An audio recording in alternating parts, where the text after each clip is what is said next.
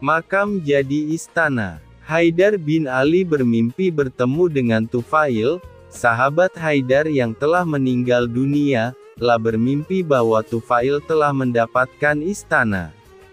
Menurut istrinya, semasa hidup, suaminya Isykamah memelihara anak yatim dan bersedekah. Pada zaman Islam yang dipimpin oleh Harun al-Rasyid, ada seorang penduduk kota Basrah, Irak yang bernama Tufail bin Amir. Dia gemar bersedekah dan memelihara anak yatim piatu. Dia dikenal juga sebagai orang kaya yang tekun beribadah. Tufail ini meninggal pada hari ke-30 setelah salat Asyar. Haidar bermimpi, ia datang ke suatu tempat yang sangat indah, berjalan di lorong yang bagaikan istana, namun tak berapa lama kemudian dia terbangun. Tepat 2 hari kemudian, dia bermimpi lagi berjalan di lorong indah itu, dan sampailah dia di tempat sebuah kolam indah serta jernih airnya. Subhanallah, tempat apa ini ya? Tempat ini penuh dengan permata, sinarnya sangat menyilaukan mata, kata Haidar dalam hati. Melihat tempat seindah itu, Haidar segera memasukinya, dan kemudian ada sosok lelaki yang dikelilingi oleh wanita cantik dengan sayap di belakangnya. Namun belum sempat dia mendekati laki-laki itu, ia keburu terbangun dari tidurnya. Anehnya, beberapa hari kemudian, mimpi itu berlanjut dan berulang. Dia berjalan di lorong indah. Betapa terkejutnya dia, ketika berbalik, ada laki-laki yang sudah lama dia kenal. Masya Allah Tufail, ternyata engkau bertambah muda dan tampan, katanya dengan senang. Iya, ini aku, karena sejak dulu aku suka dan ikhlas bersedekah dan memelihara anak yatim. Karena itulah Allah mengganti makam ini menjadi istana dan beberapa bidadari cantik yang tak ternilai, nasihat Tufail kepada Haidar. Sebelum sempat berbicara panjang lebar pertemuan dua sahabat ini, lagi-lagi Haidar terbangun. Dan keesokan harinya dia sudah tidak bermimpi lagi tentang kawannya tersebut. Tanpa menghiraukan siapapun, Haidar segera berlari menuju rumah Tufail dan bertemulah dia dengan istrinya. Di dalam rumah Tufail banyak sekali anak-anak kecil, dan Haidar pun menceritakan tentang mimpinya itu kepada istri Tufail yang sudah separuh baya itu. Apa amalan Tufail, selain senang bersedekah? Tanya Haidar kepada istri Tufail. Dia senang sekali memelihara anak-anak yatim piatu, dan rumah ini dia jadikan tempat tinggal untuk orang-orang yang membutuhkan. Abu Nawas dan pukulan jadi dinar. Pada suatu hari Abu Nawas menghadap ke istana, pun bercakap-cakap dengan Sultan dengan riang gembira. Tiba-tiba terlintas dalam pikiran di benak Sultan. Bukankah ibu si Abu Nawas ini sudah meninggal? Aku ingin mencoba kepandaiannya sekali lagi, aku ingin menyuruh dia membawa ibunya ke istanaku ini. Kalau berhasil akan aku beri hadiah 100 dinar. Hai, Abu Nawas, titah Sultan, besok bawalah ibumu ke istanaku, nanti aku beri engkau hadiah 100 dinar. Abu Nawas kaget. Bukankah beliau sudah tahu kalau ibuku sudah meninggal, tapi mengapa beliau memerintahkan itu, pikirnya. Namun dasar Abu Nawas, ia menyanggupi perintah itu. Baiklah, tuanku, esok pagi hamba akan bawa ibu hamba menghadap kemari, ia wafat. Mantap. Setelah itu ia pun mohon diri. Sesampai di rumah, setelah makan dan minum, ia pergi lagi. Dijelajahinya sudut-sudut negeri itu, menyusuri jalan, lorong dan kampung, untuk mencari seorang perempuan tua yang akan dijadikan sebagai ibu angkat. Rupanya tidak mudah menemukan sesosok perempuan tua. Setelah memeras tenaga mengayun langkah ke sana kemari hingga jontor, barulah ia menemukan yang dicari. Perempuan itu adalah seorang pedagang kue apem di pinggir jalan yang sedang memasak kue-kue dagangannya. Dihampirinya perempuan tua itu. "Hai, Ibu, bersediakah engkau kujadikan ibu angkat?" kata Abu Nawas. "Kenapa engkau berkata demikian?" tanya si ibu tua itu. "Apa alasannya?" Maka diceritakanlah perihal dirinya yang mendapat perintah dari Sultan agar membawa ibunya ke istana. Padahal ibunya sudah meninggal. Juga dijanjikan akan membagi 2 hadiah dari Sultan yang akan diterimanya. Uang itu dapat ibu simpan untuk bekal meninggal bila sewaktu-waktu dipanggil Tuhan, kata Abu Nawas. "Baiklah," kata si ibu tua itu, "aku sanggup memenuhi permintaanmu itu." Setelah itu Abu Nawas menyerahkan sebuah tasbih dengan pesan agar terus menghitung biji tasbih itu meskipun di depan Sultan, dan jangan menjawab pertanyaan yang diajukan. Sebelum meninggalkan perempuan itu, Abu Nawas anti-anti agar rencana ini tidak sampai gagal. Untuk itu ia akan menggendong perempuan tua itu ke istana. "Baiklah anakku, moga-moga Tuhan memberkatimu," kata si ibu tua. "Dan terutama kepada ibuku." Keesokan harinya pagi-pagi sekali Abu Nawas sudah sampai di istana lalu memberikan salam kepada Sultan. "Waalaikumsalam, Abu Nawas," jawab Sultan. Setelah itu Sultan memandang Abu Nawas. Bukan main terkejutnya Sultan melihat Abu Nawas menggendong seorang perempuan tua. "Siapa yang kamu gendong itu?" tanya Sultan. "Diakah ibumu? Tapi kenapa siang begini kamu baru sampai?" "Benar, tuanku, inilah Ibu Patik. Beliau sudah tua dan kakinya lemah dan tidak mampu berjalan kemari, padahal rumahnya sangat jauh. Itu sebabnya Patik gendong ibu kemari," kata Abu Nawas sambil mendudukkan ibu tua di hadapan Sultan. Setelah duduk ibu tua itu pun memegang tasbih dan segera menghitung biji tasbih tanpa henti meski Sultan mengajukan beberapa pertanyaan kepadanya. Tentu saja Sultan tersinggung, "Ibumu sangat tidak sopan, lagi pula apa yang dikatakannya itu sampai tidak mau berhenti." Sembah Abu Nawas, "Ya tuanku Syah Alam, suami Ibu Patik ini 99 banyaknya. Beliau sengaja menghafal nama-nama mereka satu persatu, dan tidak akan berhenti sebelum selesai semuanya." 100 dinas. Demi mendengar ucapan Abu Nawas tadi perempuan tua itu pun melempar tasbih dan bersembah datang kepada Sultan. "Ya tuanku Syah Alam," katanya, "adapun Patik ini dari muda sampai tua begini hanya seorang suami hamba. Apabila sekarang ini berada di hadapan tuanku, itu adalah atas permintaan Abu Nawas. Dia berpesan agar Patik menghitung-hitung biji tasbih dan tidak menjawab pertanyaan tuanku. Nanti Abu Nawas akan membagi 2 hadiah yang akan diterimanya dari tuanku." Begitu mendengar ucapan perempuan tua itu Sultan tertawa dan menyuruh memukul Abu Nawas 100 kali. Ketika perintah itu akan dilaksanakan, Abu Nawas minta izin untuk dipertemukan dengan Sultan. "Ya tuanku, hukuman apakah yang akan tuanku jatuhkan kepada hamba ini?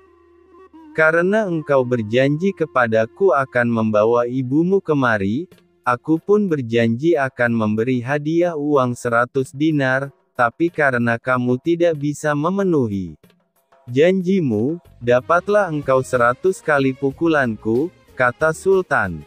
"Ya tuanku, Syah Alam," kata Abu Nawas, "Patik berjanji dengan perempuan tua ini akan membagi 2 hadiah yang akan tuanku berikan kepada hamba, tetapi karena sekarang hamba mendapat dera, hadiah itu juga harus dibagi dua, karena yang bersalah 2 orang, Patik terimalah hukuman itu, tetapi 50 seorang dengan perempuan tua ini. Dalam hati Sultan bergumam, jangankan dipukul 50 kali, dipukul sekali saja perempuan tua ini tidak akan mampu berdiri. Setelah itu Sultan memberi 50 dinar kepada perempuan tua itu sambil berpesan agar tidak cepat percaya kepada Abu Nawas bila lain kali menemuinya. Dengan sukacita diterimanya hadiah itu dan dipandangnya Abu Nawas. "Ya Tuanku Syah Alam, ampun beribu ampun, jika ibuku telah mendapat anugerah dari Paduka, tidak adil kiranya bila anaknya ini dilupakan begitu saja." Ya, terimalah pula bagianmu," ujar Baginda sambil tersenyum. Ini. Semua orang tertawa dalam hati. Setelah Abu Nawas bermohon diri pulang ke rumah. Demikian pula perempuan tua itu dan semua yang hadir di Balairung, dengan perasaan masing-masing. Kisah semut dan belalang. Alkisah pada zaman dahulu kala ada seekor semut yang bersahabat baik dengan seekor belalang.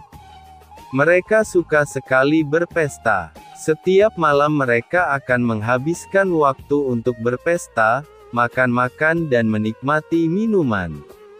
Berpesta dan berpesta itulah rutin mereka. Sehingga suatu hari, sang semut mula menyadari, walaupun sekarang ini musim panas, musim tengkujuh pasti akan datang juga. Dia terfikir kalau dia terus berpesta dan menghabiskan makanan dan minuman, maka apa yang akan dimakan bila musim tengkujuh tiba? "Aku tidak boleh berterusan begini, aku harus bekerja untuk mendapatkan makanan untuk bekalanku di musim tengkujuh," katanya. Akhirnya, sang semut mula mencari makanan untuk persiapan apabila nanti musim tengkujuh melanda. Hari demi hari sang semut terus mengumpulkan makanan sementara sahabatnya sang belalang terus-menerus menghabiskan masanya bersukaria.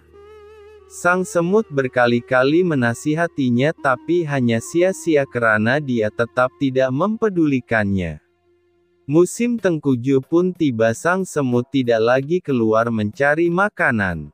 "Nasib baik aku dapat mengumpul banyak makanan," katanya.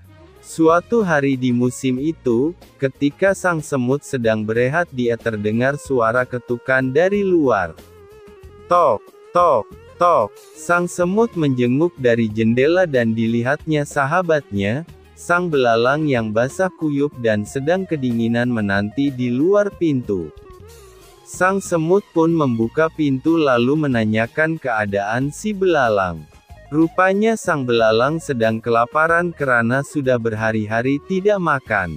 "Tolong aku wahai sahabatku semut, berilah aku sedikit makanan, jika tidak aku pasti akan mati." Semenjak hari itu sang belalang telah banyak berubah. Dia sudah menjadi seekor belalang yang rajin bekerja. Abu Nawas merayu Tuhan. Tak selamanya Abu Nawas bersikap konyol. Kadang-kadang timbul kedalaman hatinya yang merupakan bukti kesufian dirinya. Bila sedang dalam kesempatan mengajar, ia akan memberikan jawaban-jawaban yang berbobot sekalipun ia tetap menyampaikannya dengan ringan. Seorang murid Abu Nawas ada yang sering mengajukan macam-macam pertanyaan. Tak jarang ia juga mengomentari ucapan-ucapan Abu Nawas jika sedang memperbincangkan sesuatu. Ini terjadi saat Abu Nawas menerima 3 orang tamu yang mengajukan beberapa pertanyaan kepada Abu Nawas. "Manakah yang lebih utama, orang yang mengerjakan dosa-dosa besar atau orang yang mengerjakan dosa-dosa kecil?" Ujar orang yang pertama. "Orang yang mengerjakan dosa kecil," jawab Abu Nawas. "Mengapa begitu?" kata orang pertama mengejar. "Sebab dosa kecil lebih mudah diampuni oleh Allah," ujar Abu Nawas. Orang pertama itu pun manggut-manggut sangat puas dengan jawaban Abu Nawas. Giliran orang kedua maju, ternyata mengajukan pertanyaan yang sama, "Manakah yang lebih utama, orang yang mengerjakan dosa-dosa besar atau orang yang mengerjakan dosa-dosa kecil?" Tanyanya. "Yang utama adalah orang yang tidak mengerjakan keduanya," ujar Abu Nawas. "Mengapa demikian?" Tanya orang kedua lagi. Dengan tidak mengerjakan keduanya, tentu pengampunan Allah sudah tidak diperlukan lagi, ujar Abu Nawas santai. Orang kedua itu pun manggut-manggut menerima jawaban Abu Nawas dalam hatinya. Orang ketiga pun maju, pertanyaannya pun juga 100% sama. Manakah yang lebih utama, orang yang mengerjakan dosa-dosa besar atau orang yang mengerjakan dosa-dosa kecil? Tanyanya, orang yang mengerjakan dosa besar lebih utama, ujar Abu Nawas. Mengapa bisa begitu? Tanya orang ketiga itu lagi. Sebab pengampunan Allah kepada hambanya sebanding dengan besarnya dosa hambanya, ujar Abu Nawas kalem. Orang ketiga itu pun merasa puas argumen tersebut. Ketiga orang itu pun lalu beranjak pergi. Si murid yang suka bertanya kontan berujar mendengar kejadian itu. Mengapa pertanyaan yang sama bisa menghasilkan 3 jawaban yang berbeda, katanya tidak mengerti. Abu Nawas tersenyum. Manusia itu terbagi atas 3 tingkatan, tingkatan mata, tingkatan otak dan tingkatan hati, jawab Abu Nawas. Apakah tingkatan mata itu? Tanya si murid. Seorang anak kecil yang melihat bintang di langit, ia akan menyebut bintang itu kecil karena itulah yang tampak di matanya, jawab Abu Nawas memberi perumpamaan. Lalu apakah tingkatan otak itu? Tanya si murid lagi. Orang yang mengerjakan dosa besar lebih utama, ujar Abu Nawas. Mengapa bisa begitu? Tanya orang ketiga itu lagi. Sebab pengampunan Allah kepada hambanya sebanding dengan besarnya dosa hambanya, ujar Abu Nawas kalem. Orang ketiga itu pun merasa puas argumen tersebut. Ketiga orang itu pun lalu beranjak pergi. Si murid yang suka bertanya kontan berujar orang pandai yang melihat bintang di langit, ia akan mengatakan bahwa bintang itu besar karena ia memiliki pengetahuan, jawab Abu Nawas. Dan apakah tingkatan hati itu? Tanya si murid lagi. Orang pandai dan paham yang melihat bintang di langit, ia akan tetap mengatakan bahwa bintang itu kecil sekalipun ia tahu yang sebenarnya bintang itu besar, sebab baginya tak ada satupun di dunia ini yang lebih besar dari Allah SWT, jawab Abu Nawas sambil tersenyum. Si murid pun mafhum, lalu mengerti mengapa satu pertanyaan bisa mendatangkan jawaban yang berbeda-beda. Tapi si murid itu bertanya lagi, wahai guruku, mungkinkah manusia itu menipu Tuhan? Tanyanya, mungkin, jawab Abu Nawas santai menerima pertanyaan aneh itu. Bagaimana caranya? Tanya si murid lagi. Manusia bisa menipu Tuhan dengan merayunya melalui pujian dan doa, ujar Abu Nawas. Kalau begitu, ajarilah aku doa itu, wahai pendengar kejadian itu. Mengapa pertanyaan yang sama bisa menghasilkan 3 jawaban yang berbeda, katanya tidak mengerti. Abu Nawas tersenyum. Manusia itu terbagi atas 3 tingkatan, tingkatan mata, tingkatan otak dan tingkatan hati, jawab Abu Nawas. Apakah tingkatan mata itu? Tanya si murid. Seorang anak kecil yang melihat bintang di langit, ia akan menyebut bintang itu kecil karena itulah yang tampak di matanya, jawab Abu Nawas memberi perumpamaan. Lalu apakah tingkatan otak itu? Tanya si murid lagi. Manusia bisa menipu Tuhan dengan merayunya melalui pujian dan doa, ujar Abu Nawas. Kalau begitu, ajarilah aku doa itu, wahai guru, ujar si murid antusias. Doa itu adalah, lalahi lastu lil firdausi ahla, wala aqwa ala naril jahimi, fahabli taubatan wakfir zunubi, fa'inaka gafirus zambil azimi. Wahai Tuhanku, aku tidak pantas menjadi penghuni surga, tapi aku tidak kuat menahan panasnya api neraka. Sebab itulah terimalah tobatku dan ampunilah segala dosa-dosaku, sesungguhnya Kaulah Zat yang mengampuni dosa-dosa besar. Banyak orang yang mengamalkan doa yang merayu Tuhan ini.